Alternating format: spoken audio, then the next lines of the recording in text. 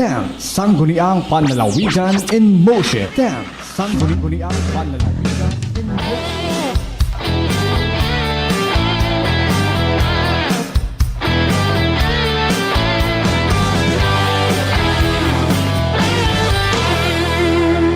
Sangguniang Panlalawigan in motion.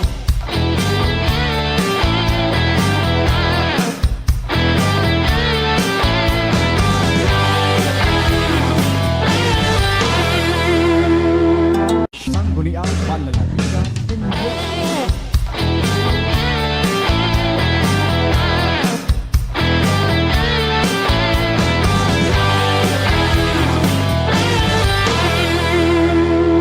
Sangguniang Panlalawigan in motion.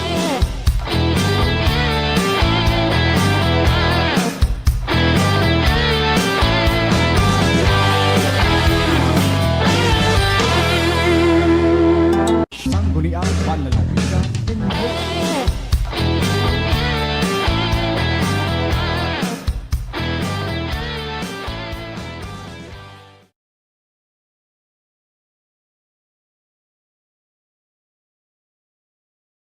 Promote and maximize the delivery of basic services for the general welfare under a regime of truly consultative and participative democracy. I impose upon myself the supreme obligation to perform and carry out the functions prescribed by law, unselfishly with utmost dedication, thereby becoming a genuine catalyst of change in my locality and our nation. Let us all be seated. Good morning, ladies and gentlemen, to the honorable members of the 10th Sangguniang Panlalawigan, to all the staff and employees of the Sangguniang Panlalawigan, to all our guests present. Again, a pleasant morning. Welcome to the 61st regular session of the 10th Sangguniang Panlalawigan today, September 12, 2023, a Tuesday. Before we proceed any further, may I request the Acting Secretary to the Sangguniang Panlalawigan, Madam Ana Rose E. Cabasac, for the roll call of the members. As I call your name, please say present. Vice Governor Attorney John Edward G. Gando. Present. SP Member Felipe Hilan A. Nava. SP Member Cecil C. Gumarin MD. SP Member Aurelio G. Tunado. SP Member Alejandro D. Araneta DMD. SP Member Luben G. Vilches. SP Member Marilyn G. Edang. SP Member Perfecto T. Habanya Jr. SP Member Raymond H. Gavileño, Ex-Officio SP Member Karen K. A. Gadnanan, Ex-Officio SP Member Marcelo G. Malones Jr., Ex-Officio SP Member Jimmy O. Gajo. Mr. Presiding Officer, all members are present for today's regular session. With all members present, the presiding officer declares the presence of quorum for the purpose of a regular session today. And I share the privilege and my gratefulness for your 100% attendance for today's regular session. I now recognize the floor leader, the Honorable Dr. Felipe Hilan Nava. Thank you, Mr. Presiding Officer. Good morning. We are now on the reading and consideration of the previous minutes of the regular session held on September 5, 2023, and I move to dispense the reading of the said minutes. So move, Your Honor. There's now motion to dispense the reading of the minutes of a regular session dated September 5, 2023. Is there any second to the motion? All members have seconded. The motion is approved. Mr. Floor Leader. Thank you, Mr. Presiding Officer. I therefore move for the approval and adoption of the minutes of the regular session held on September 5, 2023. So move, Your Honor. There's now motion to approve the minutes of a regular session dated September 5, 2023. Is there any second to the motion? Seconded by Honorable Araneta, Honorable Gumarin, Honorable Edang. All members have seconded. The motion is approved. Mr. Floor Leader. Thank you, Mr. Presiding Officer. Now we move to the privilege R. None. Courtesy call, we have none. Appearances and question R. We have none. Now we move to the reading and referral of the proposed measures. And for item number 1, letter dated August 7, 2023 from Maria Annabel P. Versosa, OIC Office of the Vice President, Corporate Affairs Group, National Power Corporation on the subject ERC Virtual Public Hearing for calendar year 2021 through up under ERC case number 2023-034 RC. This is for information, Your Honor. Item number 1 is for the information of the august body, and the letter sender is asking for a certification to be submitted to the ERC that the same was posted on our office's bulletin board. We therefore direct the Secretariat to comply with the request embodied in the letter of the National Power Corporation dated August 7, 2023. Mr. Floor Leader.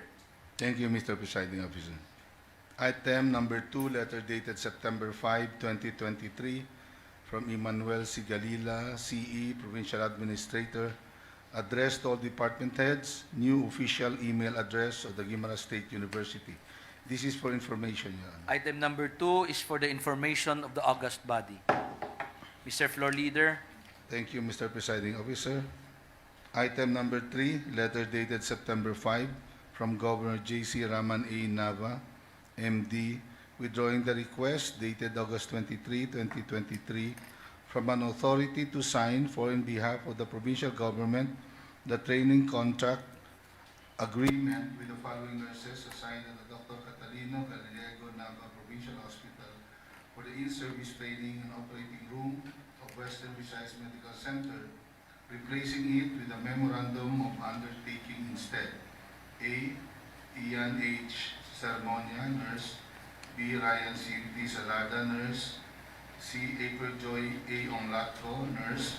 D. Annalyn S. Angeles, nurse. E. Ever E. Ragonday, nurse.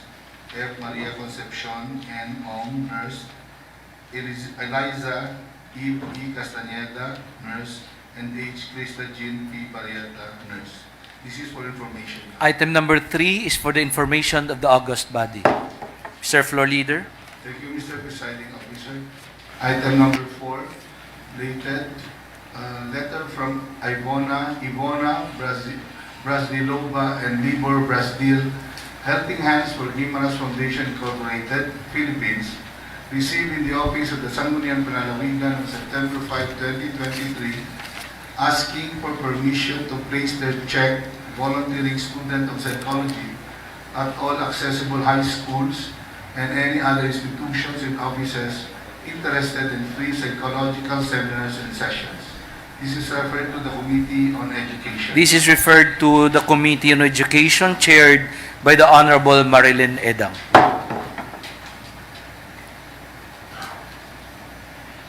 Thank you very much, Your Honor, and good morning to each and everyone. With regards to the letter request from Ms. Ivona Brasdilova and Libor Brasdil from the Helping Hands for Guimaras Foundation Incorporated regarding the request for the permission to place the check volunteering student of psychology.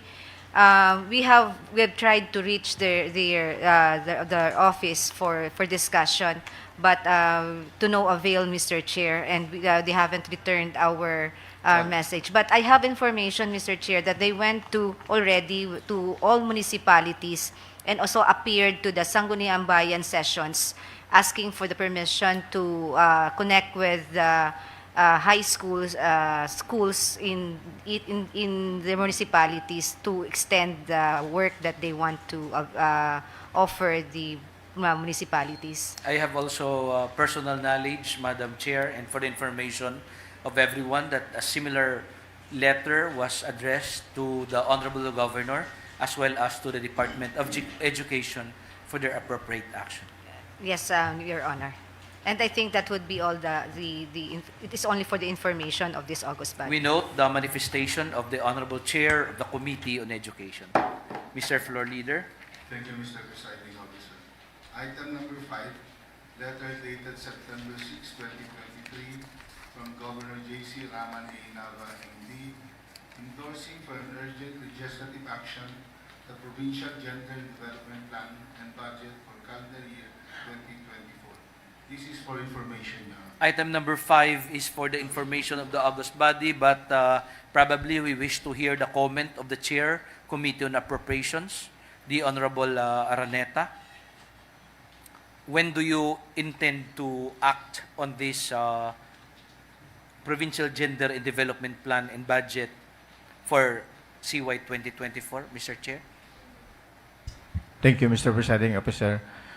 This is already accept, Mr. Presiding Officer, and we will maybe we will approve this As soon as as soon as we we receive the annual proposed executive budget, Mr. Presiding Officer. for 2024. 2024, Mr. Presiding. Thank you. We note the manifestation of the Honorable Chair, Committee on Appropriations.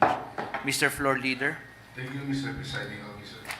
Item number 6, letter dated September 6, 2023, from Governor J.C. Raman A. Nava, MD, requesting authority to sign for in behalf of the provincial government the deed of use of right with the municipality of Buena Vista, covering the property which is currently the inside use of Buena Vista Emergency Hospital. This is referred to the Committee Chair Rules and Legal Matters. Item number 6 is referred to the Chairperson Committee on Rules, the master of all rules, Mr. Presiding the Officer, Honorable Luben Vilches. Mr. Presiding Officer, thank you for calling my attention, Mr. Presiding Officer. Mr. Presiding Officer, this is with regards to the request of the Honorable Governor with regards to the deed of use of right between the municipality of Buena Vista, Guimaras, and the provincial government of Guimaras, covering the property which is currently the situs of Buena Vista Emergency Hospital, Mr. Presiding Officer. Mr. Presiding Officer, herewith also coupled with the supporting documents is the resolution of the municipality of Buena Vista Resolution number 2023-23, granting the authority to the Honorable Governor of Buena Vista for the execution of a deed of use of right between the provincial government of Guimaras. But there are some questions that needs to be clarified, Mr. Presiding Officer. So, Mr. Presiding Officer, could we schedule committee hearing with regards to this matter on Wednesday?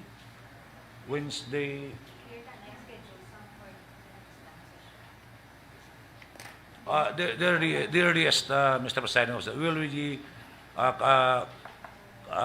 consulting the time of the regular session of the Sangguniang Bayan of Buena Vista. When do you propose to have the committee hearing on this After matter? the session of the municipality of Buena Only Vista. after the session, that would be on Thursday, Your Honor? Thursday, what would be the best?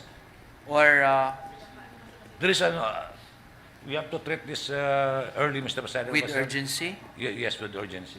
So could we do that on Thursday? Wednesday, Tomorrow is Wednesday, the session of Buena Vista is Thursday. Thursday. Could, Can COMSEC call? if the session of the Sangguniang Bayan of Buena Vista is on Wednesday morning, then we could proceed on Wednesday afternoon. So you If- propose that we will have our committee hearing tomorrow, Yes, Wednesday? Mr. Presiding Officer. Okay. It will fall on the afternoon, then we could proceed in Wednesday morning, Mr. Presiding Officer.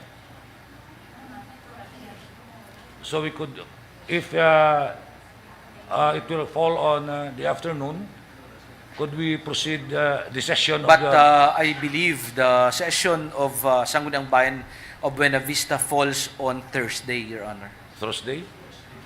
If that is the case, Mr. Presiding Officer, could we proceed on Tomorrow afternoon? tomorrow afternoon? Could we proceed at 1:30, members of the committee? And I wish also, Mr. Presiding Officer, to involve the members of the The League Sangguniang- Provincial Legal Office, Yes, this the Sangguniang Bayan of Buena Vista, Buena Vista. Mayor, and the authors. Yes. And also, Mr. Presiding Officer, those who are from the first district, Mr. Presiding Officer, First District. members of the Sangguniang Panlalawigan From the First District. First District. I would like Honorable to- Gumarin, Honorable Gavilenio, Honorable Habanya, and Honorable Chunado. Yes, Also, the PCL President, Mr. Presiding the Officer. PCL President. Or do you want to involve also the ABC President and as well as the SK President? No need, Your Honor. No need na, Mr. No Presiding need. Officer. Only the PCL. We will stop at the PCL President. Yes, Mr. Presiding Officer. We know- I know that he is more knowledgeable on this proposition. He Mr. being once a long time SB member of the municipality of Buena Vista, Yeah, the that's right, PCL That's President. right, Mr. Presiding Officer. The manifestation is noted and granted. COMSEC is now requested to prepare the necessary communication for this particular committee hearing. Mr. Floor Leader, Thank you, Mr. Presiding Officer. For item number 7, first endorsement dated September 7, 2023, from Liza De La Torre Galientes, Secretary to the Sangguniang Bayan, submitting for review Municipal Ordinance number 2023-03 of the Municipality of San Lorenzo, entitled A Revised Ordinance to Regulate Fishing and Fisheries in the Municipality of San Lorenzo, Province of Guimaras, and for other purposes. This is referred to the Committee Chair on Ordinances, Your Honor. item number 7 on the Municipal Ordinance number 2023-03 of the Municipality of San Lorenzo is referred to the Chairperson Committee on Ordinances, the Honorable Luben Vilches. Thank you, Mr. Presiding Officer. With regards to this agenda number 7, Mr. Presiding Officer, the committee gladly accept the referral, and it will be referred to, and it will be immediately be scheduled for committee hearing, Mr. President. The presiding officer notes the glad acceptance by the Chairperson Committee on Ordinances of item number 7. Mr. Floor Leader. Thank you, Mr. Presiding Officer. Item number 8, first endorsement dated September 7, 2023, from May D. Galgalicana, CPA endorsing for review ordinance number 10, series of 2023, entitled An Ordinance Enacting the 2023 Revised Cockfighting Ordinance of the Municipality of Bordan, Guimaras. This is referred to the Committee Chair on Ordinances, Your Honor. Item number 8, Ordinance number 10, series of 2023 of the Municipality of Hordan is referred to the Chairperson Committee on Ordinances, the Honorable Luben Vilches. Thank you, Mr. President, sir. This is with regards to the agenda number 8 of the today's regular session with regards to the ordinance of the municipality of Hordan, the cockfighting ordinance. The committee wholeheartedly accept the referral, Mr. Presiding Officer. The presiding officer notes the acceptance by the Chair Committee on Ordinances. Mr. Floor Leader. Thank you, Mr. Presiding Officer. Item number 9, review of appropriation ordinance number 07, series of 2023 of the Municipality of Nueva Valencia, entitled An Appropriation Ordinance Reverting the Amount of 8,583,833 as unappropriated balance derived from the unutilized funds of personal services and maintenance and other operating expenses of the different offices of this local government unit, and appropriation number 08, series of 2023, entitled Appropriation Ordinance Authorizing Supplemental Budget number 04 for the current year, involving the amount of 8,588,833 pesos taken from unappropriated balance as a result of reversion from unutilized funds of personal services and maintenance and other operating expenses per appropriation ordinance number 7, series of 2023, to be appropriated for the different obligations of this local government unit. This is the third endorsement dated September 7, 2023, from the Provincial Budget Office. This is referred to the Committee Chair on Appropriations. Item number 9 is referred to the Chairperson Committee on Appropriations, the Honorable Dr. Alex Araneta. Thank you, Mr. Presiding Officer. This item, the review on appropriation ordinance number 07 series of 2023 of the Municipality of Nueva Valencia, entitled An Appropriation Ordinance Reverting the Amount of 8,588,833 pesos as an appropriated balance derived from unutilized fund for the personal services and maintenance and other operating expenses in the different offices of its local government unit, and Appropriation Ordinance Number 8, Series of 2023, entitled An Appropriation Ordinance Authorizing Supplemental Budget Number 4 for the current year, involving the amount of 8,588,833 pesos taken from an unappropriated balance as a result reversion from unutilized fund of the Personal Services and MOA per Appropriation Ordinance Number 07, Series of 2023, to be appropriated for the different obligation of this local government unit. So with this regard, Mr. Presiding Officer, attached is the transmittal letter from the SB Secretary of the Sangguniang Bayan of the Nueva Valencia. Also attached is the Appropriation Ordinance 07 and Appropriation Ordinance 08, and also the summary of findings and recommendations review action by the provincial reviewing officers.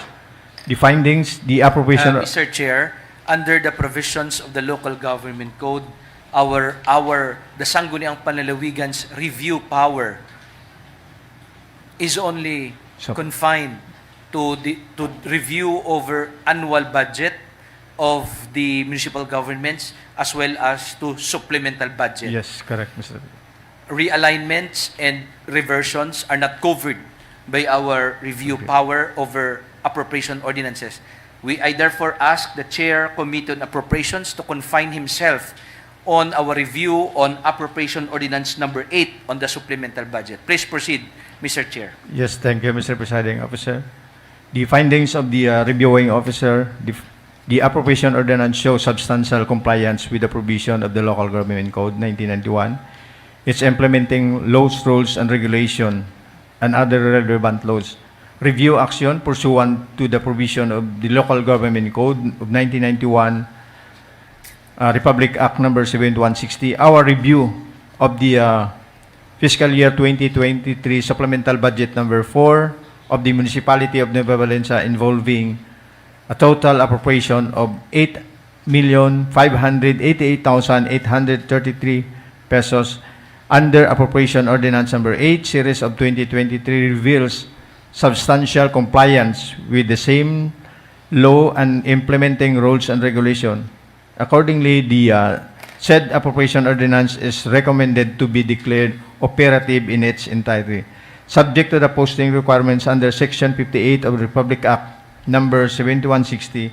It is understood that this review action does not authorize any item of appropriation that is specifically prohibited by or inconsistent with the provision of law. Compliance with all existing laws and regulation shall be the responsibility of the Municipality of Nueva Valencia.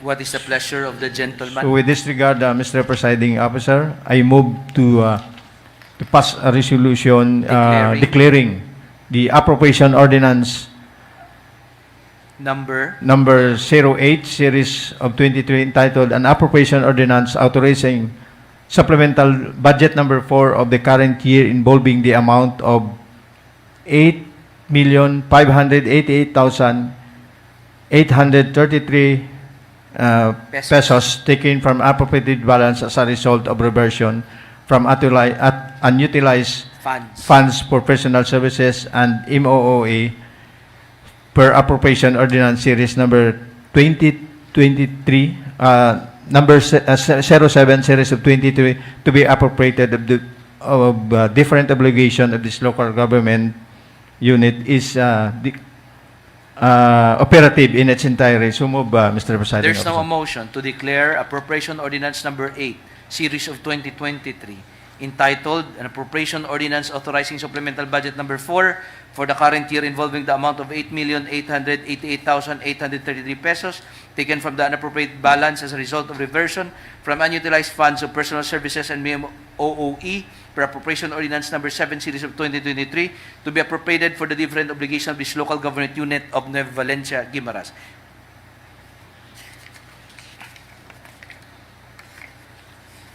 Provided that this review action does not authorize any item expressly prohibited by law, and that compliance with all existing laws, rules, and regulations shall be the responsibility of the municipality of Nueva Valencia. Is there any second to the motion? All members have seconded. The motion is approved. Thank you, Mr. President. Thank you, Mr. Chair. Mr. Floor Leader. Thank you, Mr. Presiding Officer. Item number 10, copy of Special Order number 24, Series of 2023, dated September 7, 2023, from the Honorable Governor J.C. Raman A. Nava, MD, addressed to Dr. Alain B. Babaw, Medical Officer for Dr. Catalino Gallego, Nava Provincial Hospital, regarding the designation as OIC Chief of Hospital of the Dr. Catalino Gallego, Nava Provincial Hospital. This is for information, Your Honor. Item number 10 is Special Order number 24, Series of 2023, on the designation as OIC Chief of Hospital of Dr. Catalino Gallego, Nava Provincial Hospital, for information. Mr. Floor Leader. Thank you, Mr. Presiding Officer. Item number 11, letter dated September 8, 2023, from Danilo L. Panes, President, Canubis Renewable Energy Incorporated, informing the office of their plan to conduct project presentation in connection with the Sibuna Wind Power Project during the regular session of the Sangguniang Panlalawigan. This is for information, Your Honor. This is for information. Ganubis Renewable Energy Incorporated is asking for the permission of the honorable members for their project presentation on September 26, 2023 during our regular session. This will be a 30-minute project presentation. For the information of the honor, is there any objection to this proposal to present during our regular session? Honorable Vilches, can I hear your comment on the matter? Being the chairperson committee on rules. No, Mr. Presiding Officer. So we will accommodate, Your Honor. Yes, Mr. President. That is Let for it the, be. this is for the benefit of our dear municipality. Thank you, Your Honor. Let it be on the record and let it be reflected in the agenda of September 26, 2023, the presentation of Ganubis Renewable Energy Incorporated. So, ordered. Mr. Floor Leader. Thank you, Mr. Presiding Officer. Item number 12, letter dated September 11, 2023, from Cole Edward T. Diaz, Administrative Officer 3, noted by Attorney John Edward G. Gando, Vice Governor, requesting for the realignment of funds at the Office of the Sangguniang Panlalawigan in the amount of 148,000 pesos. This is referred to the Committee Chair on Appropriations. Referred to the Chairperson Committee on Appropriations, the Honorable Doc Alex Araneta. Thank you, Mr. Presiding Officer. This item, later dated September 11, 2023, from Paul Edward T. Diaz, Administrative Officer T, noted by Attorney John Edward Gando, Vice Governor, requesting for the realignment of funds at the office of the Sangguniang Panlalawigan in the amount of 148,000. Attached is the request letter from the Paul Edward Diaz, Administrative Officer. The amount of the realignment of fund, Mr. Presiding Officer. So, This is 148,000 taken from these items to trainings and seminars, committee, public hearing. yes, the same class. The Mr. Honorable President. Vilches, do you have some queries on the matter about the realignment, the attachment? Because we have here the administrative officer to answer your query, Your Honor. My dear Presiding Officer, it is always the the procedure of this august body that There should be there should be An what we attachment. call an attachment from from the provincial budget office, since the provincial budget office is the one the one one of our technical technical Arm. arm for regarding matters regarding to budgets and Mr. President Officer. We have here the administrative officer to answer your query. If our Chairperson, administrative officer. if administrative officer could enlighten us The we could, figures. proceed the Mr. qualification Floor of Leader, this. can we ask for the suspension of our internal rules? Your Honor, I move for the suspension of House rules. There's now a motion to suspend our internal rules in objection. Hearing none, internal rules now suspended to accommodate our administrative officer.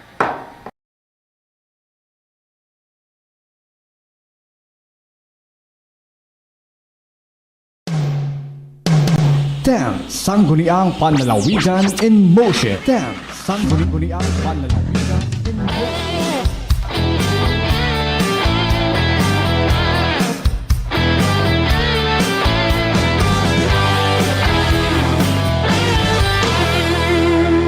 Sangguniang Panlalawigan in motion.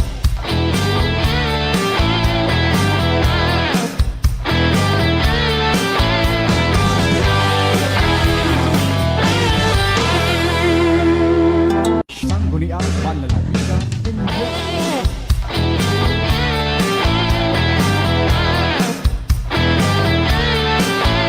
Sangguniang Panlalawigan in motion.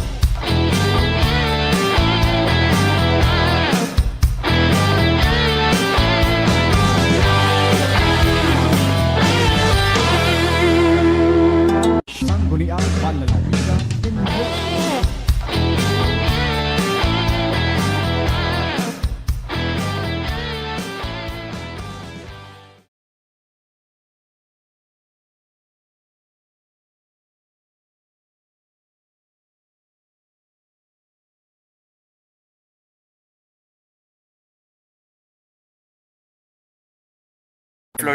Mr. Chair, Committee on Appropriations, please proceed. Thank you, Mr. Presiding Officer. This item number 12, as a request for the alignment, I move to pass the appropriation ordinance for the realignment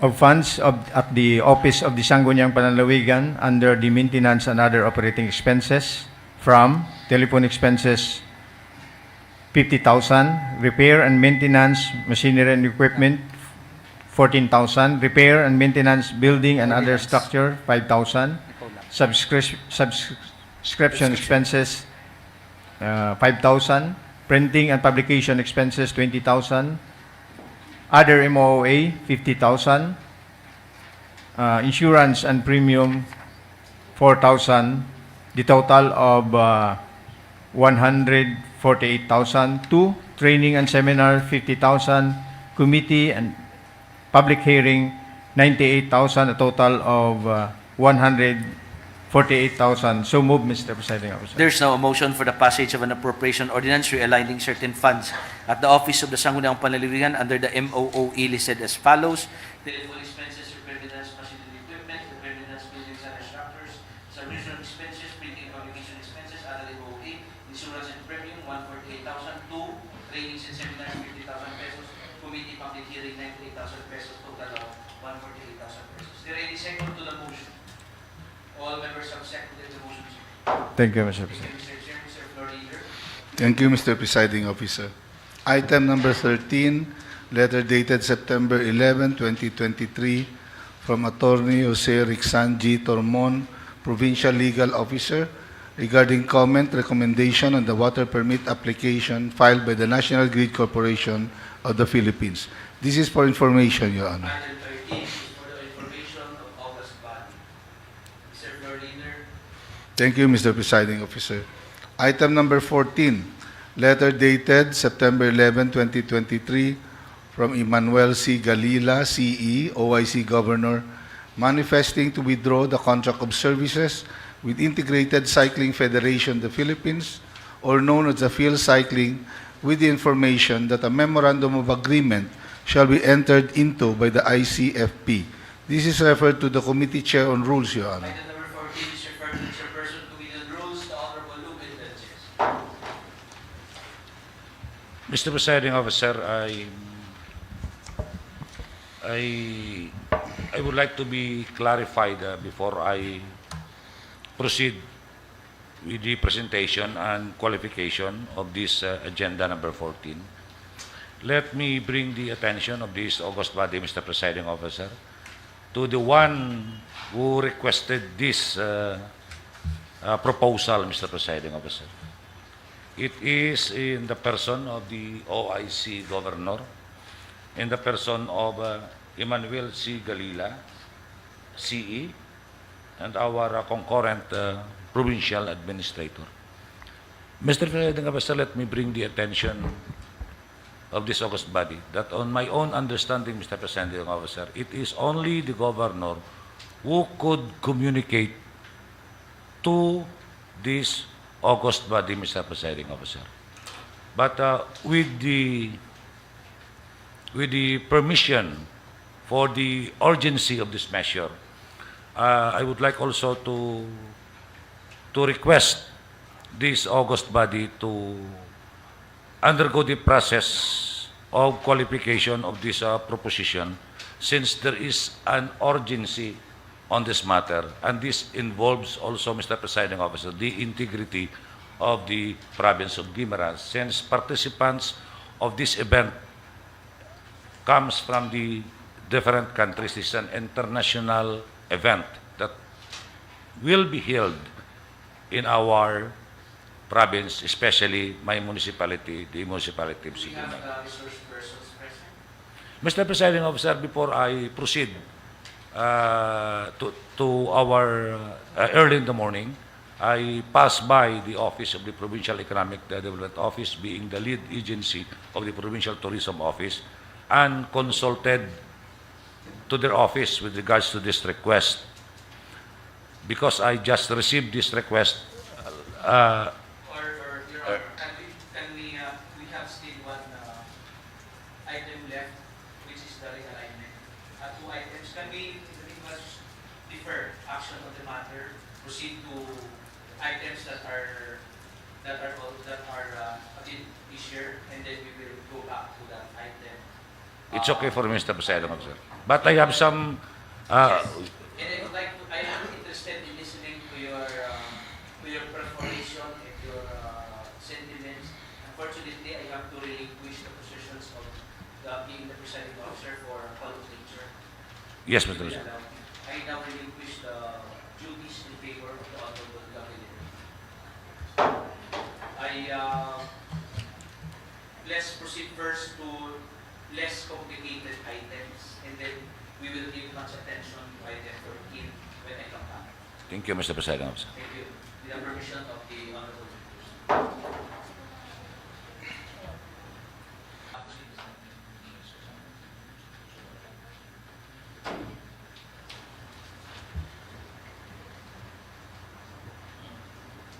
Considering that the item number is different,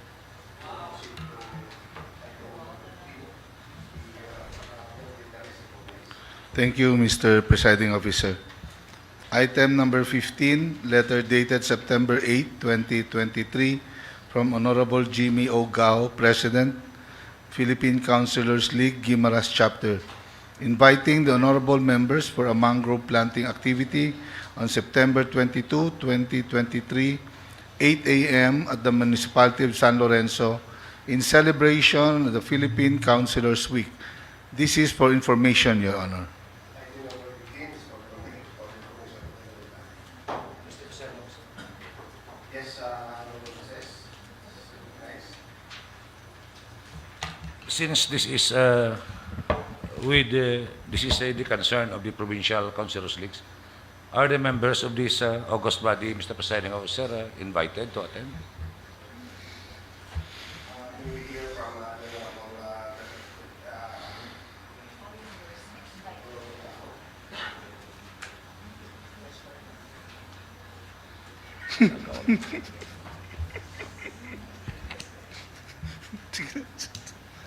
Thank you, Mr. President, sir. Anyway, members of the Sangguniang Panlalawigan are invited for lunch. But if you want for a mangrove plantation, planting, is at least mga kinala, mga lasutso, tanong to, kay 10 la daw tao, high tide na eh. Sa Tumalintingan Point. Mr. Presiding Officer, Yes. Anyway, the purpose is the Orgao sent us the communication inviting all the members of the Senate. yes, Mr. I wish that it could be in the mouth of the one who requested, Mr. Presiding Officer. I'm not interested, Mr. Presiding Officer, with the what we call the tree planting activity or so on. I was just interested of the lunch. Yeah. So I want to be sure. I want to be sure. So what time is the lunch, Mr. Presiding Officer? Probably, Mr. Chair, probably the lunch will be served at maybe, I think, 11, siguro, I think. Where, Mr. Presiding Officer? Where is the The venue is in Vilchis Beach Resort, Mr. Chair. Assure me, Mr. Presiding Officer, that I would be there. Thank you, Mr. Presiding Officer. That was the relative of the board member, Lobin Vilchis. Sure. Assure Mr. Presiding Officer that I would be there. Thank you for that, Mr. Presiding Officer.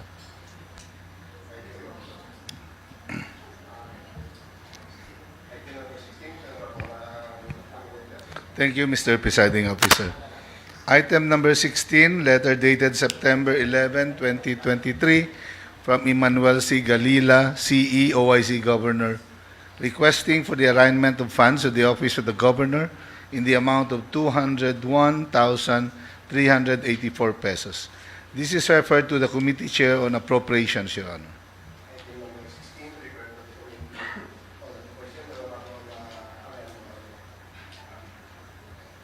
Thank you, Mr. Presiding Officer. This item later dated September 11, 2023 from Emmanuel C. Galila, CEOIC Governor, requesting for the realignment of funds of the Office of the Governor in the amount of 201,384 pesos. Mr. Presiding Officer, attached is the request of the OIC, the realignment in the amount of 1,384 pesos from our salaries regular, Mr. Presiding Officer, with the corresponding EIP reference code to account overtime P and overtime and night P with the corresponding EIP code, the amount the 1,384 pesos, the total of 1,384 pesos. And also the letter from Ms. Jane Patanindagat that this for the realignment of fund is available, Mr. Presiding Officer. And also the letter request from the Attorney General Tapia, CPA Executive Assistant 4, a request for the realignment, Mr. Presiding Officer. With the corresponding, all of this is with the corresponding EIP, Mr. Presiding Officer.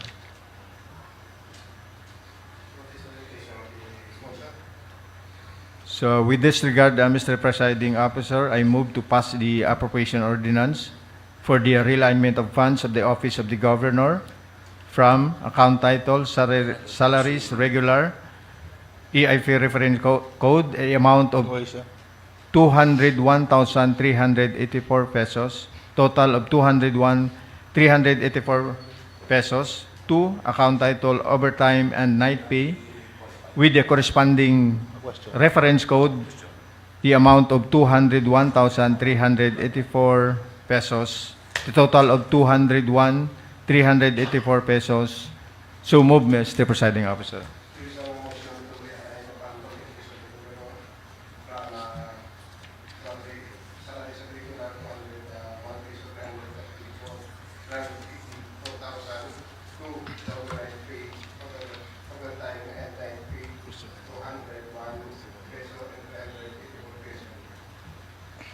basic of the motion. All members, Honorable Napa, Honorable Ilang, Honorable Kumarin, Honorable Tulado, Honorable Tanyan, Honorable Gandala, Honorable Talamis, Honorable Clearing Infection. Yes, Honorable Mrs. Mr. Presiding Officer, I am not on the opposition of this measure, Mr. Presiding Officer. But I want to be clarified with the process of the qualification of this communication, Mr. Presiding Officer. There is a request for an urgent legislative action, and the contents of this request signifies that there really is an urgency, because this is with regards to the salaries of our regular employees who rendered overtime and night pay. So, dapat swelduhan nila ang tao ya. Nag-overtime sa kanay kag pangabudlay sa karon di sa pagswelduhan. So there really is an urgency with regards to the approval of this measure. But Mr. Presiding Officer, let me bring the attention of this august body to the one who requested this proposed measure. It was requested by Engineer Emmanuel Sigalila, the officer in charge of the office of the governor, in which, on my own understanding, it is only the local chief executive or the acting local chief executive who could communicate to this august body on request, Mr. Presiding Officer. For there is a co-equal function between the executive branch and the legislative branch. So that's all, Mr. Presiding Officer. I want to be clarified before I vote on this measure, Mr. Presiding Officer. Yes, Mr. Person may answer. Thank you, Mr. Presiding Officer, and thank you for that question to Board Member Luben Belces. Actually, Mr. Presiding Officer, before the Executive Assistant 4 requesting for the realignment of this amount, it was noted by the good governor, J.C. Ramanaba, meaning the governor knows about this request, but because of the, and also this OIC governor, Emmanuel Galila, at the same time current our provincial administrator, as far as I know, is he is the there is executive order that our OIC governor is the executive order coming from the provincial governor, Mr. Presiding Officer, and this all measures, Mr. Presiding Officer, the governors knows about this for the alignment, Mr. Presiding Officer. Considering that the request of the Mr. is noted by the Yes, Mr. Presiding Officer. Mr. Presiding Officer, the function of the OIC is different from the function of the acting governor. OIC has a limited function. Unlike acting governor, you have to carry all of the obligation. If you could see, Mr. Presiding Officer, the executive order being executed by the governor to the officer in charge of his office, it was mandated there, the functions. But the functions to request to this august body is nowhere to be found, Mr. Presiding Officer. So I presume, Mr. Presiding Officer, and in my own understanding, Mr. Presiding Officer, this request do not stand to the function of the officer in charge of the office of the governor. But I do agree with this proposition, Mr. Presiding Officer, if you could promise me, and this august body, and also the chairman of committee on appropriation could promise me that is the first, the last, and final request to this august body being signed by the officer in charge. If you could promise me, then I'll vote for this proposition. Yes. Thank you, Mr. Presiding Officer. Yes, Considering that the authority to request for legislative measure is vested by law to the local chief executive, then probably no amount of promise can cure the clear provision of the law. So, if it is all right with the honorable members, we can approve or act on this in principle, subject to the request to be signed by the honorable governor, so that that particular defect will be cured. The executive order speaks about the authority given to the OIC only to matters that are routinary in nature and should not be those that are policy determining. Requesting the Sangguniang Panlalawigan to act on a particular legislative measure is something that calls for that is outside the routinary nature of the authority, because this is indeed a policy determining action. So we can act on this, we understand the urgency, but in principle and subject to the written communication to be given by the honorable governor on this particular matter. Thank you, Mr. Chair. Mr. Presiding Officer, I do agree with the suggestion of the Honorable Vice Governor. I do agree. If that is the case, Mr. Presiding Officer, I vote for the proposition, Mr. Presiding Officer. Yes, to include my vote also on the second amendment, Mr. Presiding Officer. Yes, Mr. Presiding Officer, and that is agree also with the suggestion of the Vice Governor.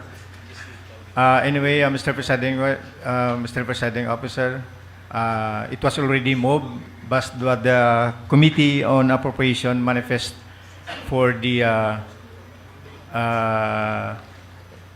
approved by principles, Mr. Presiding Officer, subject for the submission of the transmittal coming from the Governor, Mr. Presiding Officer. So this item number 15. Item number 16 is for the realignment of the fund from subject for submission of divine transmitter from the office of the governor. So this is subject for this is approved in principle. So I will do this back to the position of our vice governor.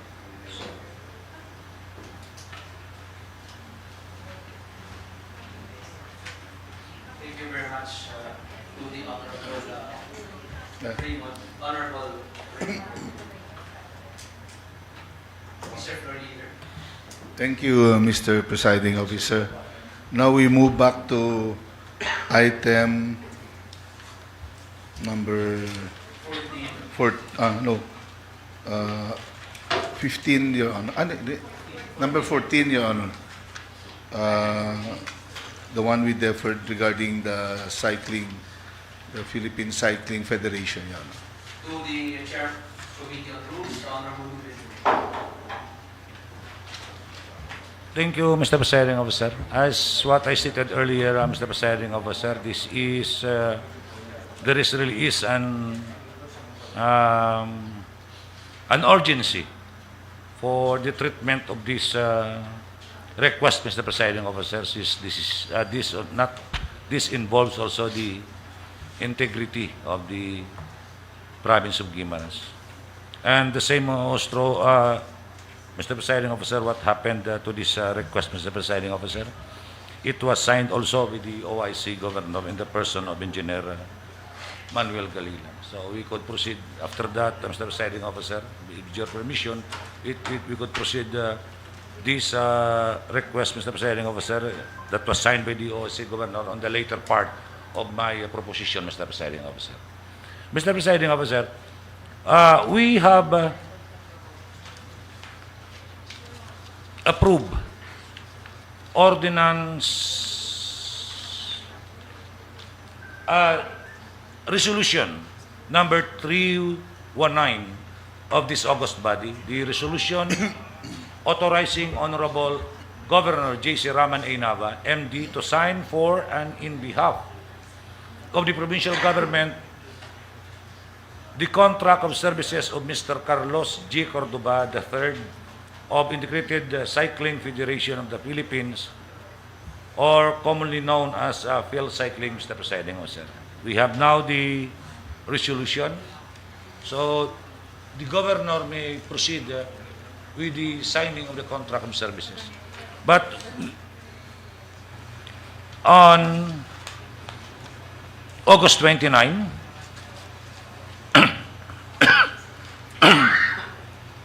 there is a request from the Provincial Economic Development Office that instead of a resolution authorizing the governor for the contract of services of Mr. Carlos J. Cordoba, they requested us for a memorandum of agreement to be entered by the provincial government to Integrated Cycling Federation of the Philippines. And they also submitted us the copy of the memorandum of agreement and also the request of Mr. Hentoral, being the pedo of the province of Guimaras, to Honorable to Attorney Tormon for some legal queries with regards to this request, and there is a favorable comment, Mr. Presiding Officer. So, but I find it hard, Mr. Presiding Officer, since what we have granted on the contract of services, the amount is 497,500, and on the memorandum of agreement that was submitted to us, the amount was six something, Mr. Presiding Officer. 661,500, Mr. Presiding Officer. And the provision, Mr. Presiding Officer, as what stated in the contract of services, that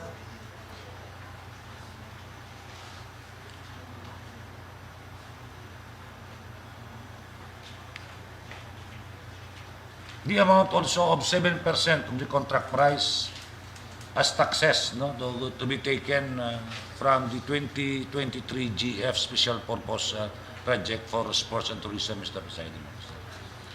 So with this, Mr. Presiding Officer, and also, Mr. Presiding Officer, just this morning, I visited the office of the Provincial Economic Development Office for some questions to clarify this proposal. I would like also to invite the attention of the chair that the period of agreement speaks about September 1, 2020. Yes, Mr. Presiding Officer. The September 1, unlike to the contract of services, Mr. Presiding Officer, This requires us to do some retroactive effect. yes, Mr. Presiding Officer. And the contract of services, that was September 1 also, Mr. Presiding Officer. Do we have personnel from Pedro who is paying the shift from contract services to, as well as the shift of the amount of 400,000? Mr. Presiding Officer, I visited the office before I came up, Mr. Presiding Officer, and it was clarified to me, and I have with me some of the reasons behind this, Mr. Presiding Officer. Mr. Presiding Officer, this is the brain of the Provincial Legal Office, that a memorandum of agreement be in place instead of contract of services, since the prices of the event, that if you could notice, from 400 something to 600, because that includes the prices of the event, Mr. Presiding Officer. Kaya But is it not that the contract of services also carries with it the brain of the provincial legal office at the time?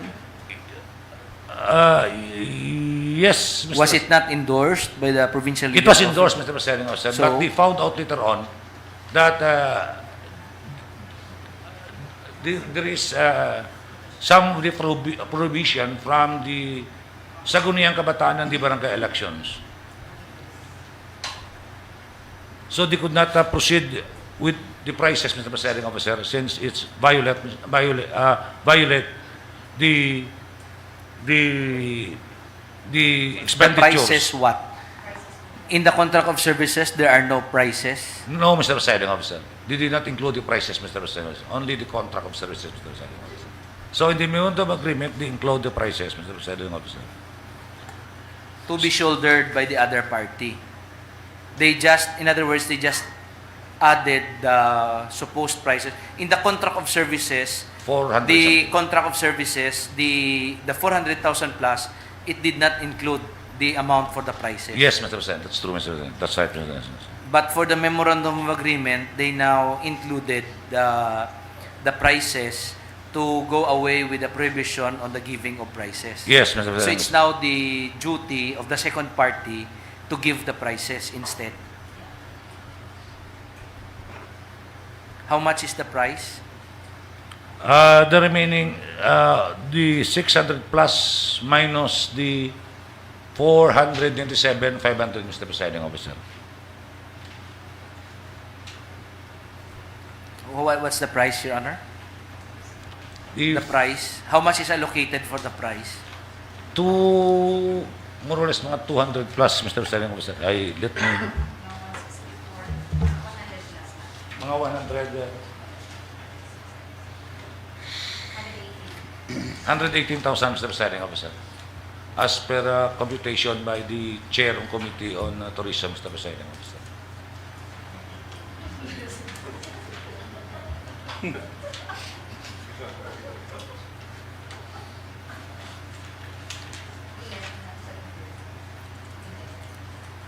How about the period of agreement, Your Honor? That's a surprise, Mr. Presiding Officer, since the period of agreement, Mr. President, is the same with the contract of services, Mr. Presiding Officer. September 1st to October 31st, Mr. So what Presiding is Officer. the what is your take on the period of agreement?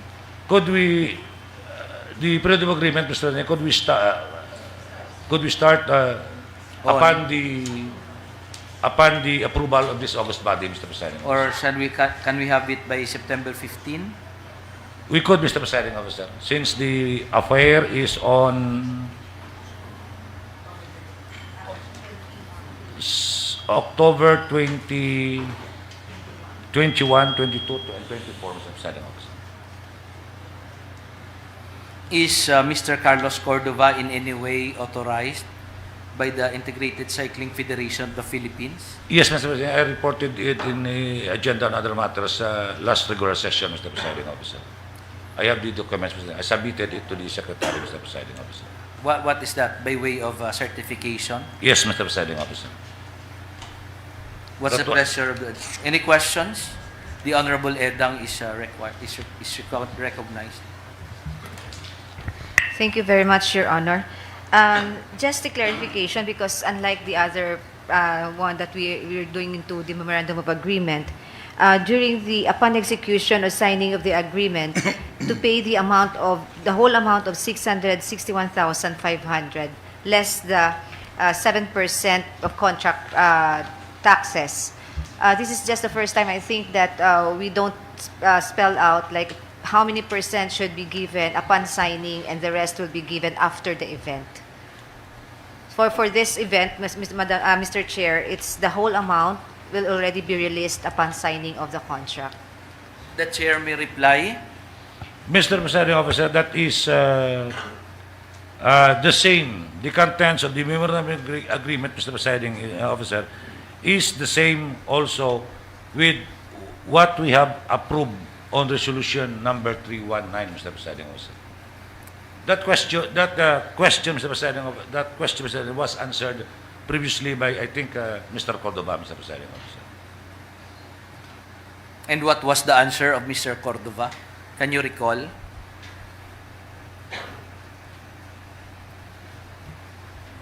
I could not recall, Mr. President, but we proceed with its qualification, Mr. Presiding Officer. I forgot the question, but that it Honorable was, Edang? bring to the attention of this August body.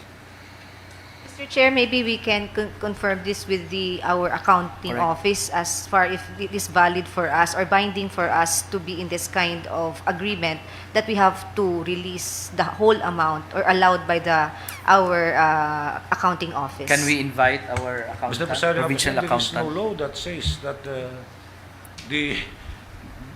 But can you say for certain that this is in accordance with accounting rules and regulations? but there is no law, I think, Mr. Presiding Officer, that As far as you are concerned, there is no law. yes. But we will see as But far as the accounting once is the concerned. authority was granted, Mr. Presiding Officer, by this August body, But the point of Honorable Edang is that this is safeguard. not similar to other MOAs that we have encountered. But just so we will just ask considering that issue was raised by Honorable Edang, then we might as well invite the provincial accountant for our consumption. yes, Mr. President. Why is it that we differ from the previous agreement to from the rest of the MOAs that the provincial government has entered into? Just only for our own consumption. And also, Mr. Presiding Officer, if this August body is not satisfied with my proposition, Mr. Presiding Officer, could we call the attention of some of the staff of the Office of the Provincial Economic Development Of the staff of the Provincial Economic Development Office to appear to us, to shed light, to support my proposition, Mr. Presiding Officer? We will see later on, but we have still one question from the Honorable Gumarin. Please proceed.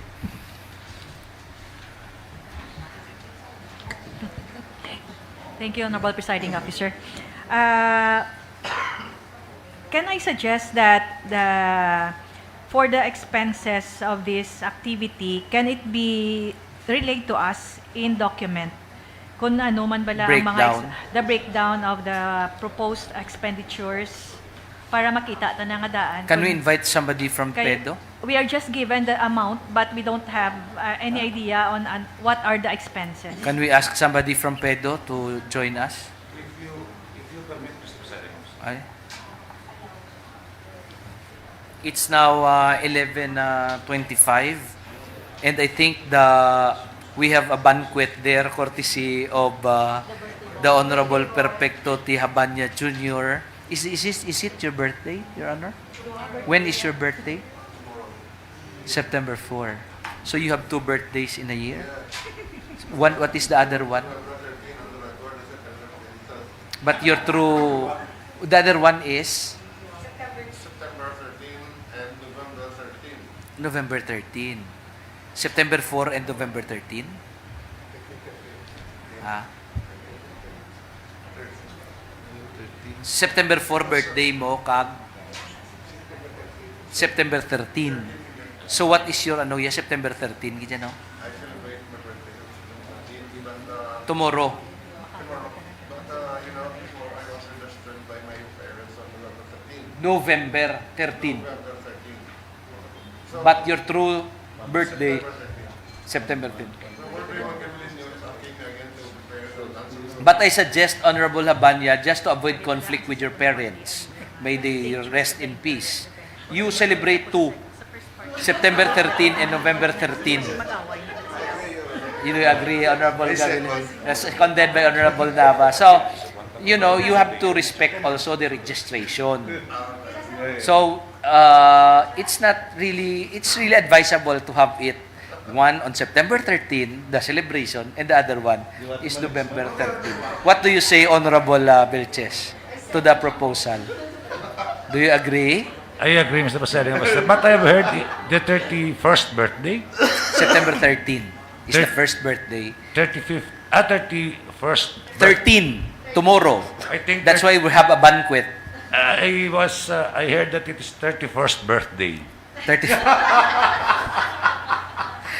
No, I'm turning 69.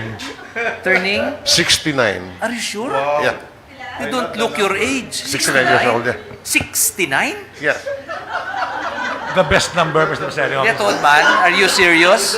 Of course, 69 years old. Huh? I was born 1954. So you are turning 69? 69? 69 years old. I can't believe it. Seriously? Seriously. Congratulations. Thank you. Can't believe it.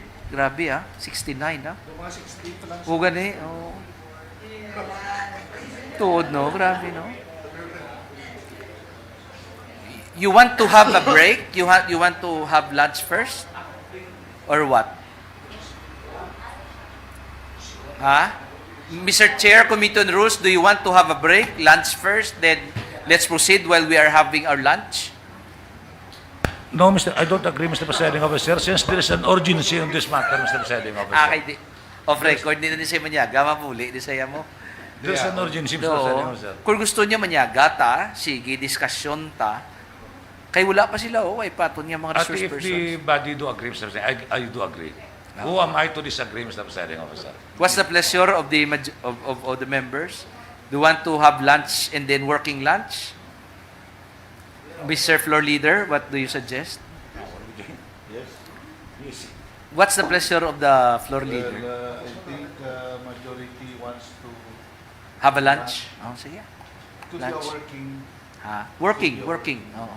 Kay karon kung sigihon tan dayon amo pag lunch ta basi ang tanta, no? Pero kung mag-lunch ta, pag abot nila sige lang taya. Okay? So with the manifestation from the floor leader and from the chairman committee on rules, our session is now suspended.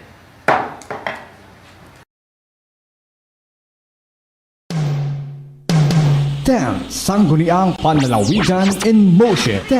Sangguniang Panlalawigan in motion.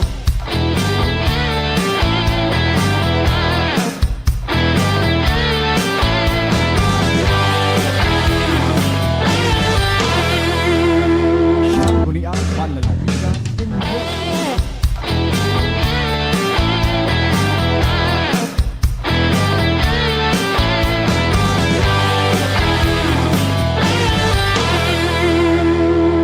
Sangguniang Panlalawigan in motion.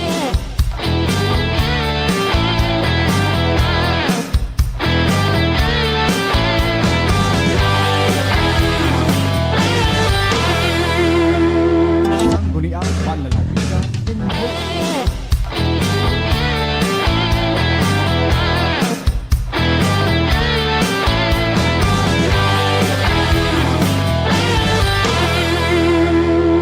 Sangguniang Panlalawigan in motion.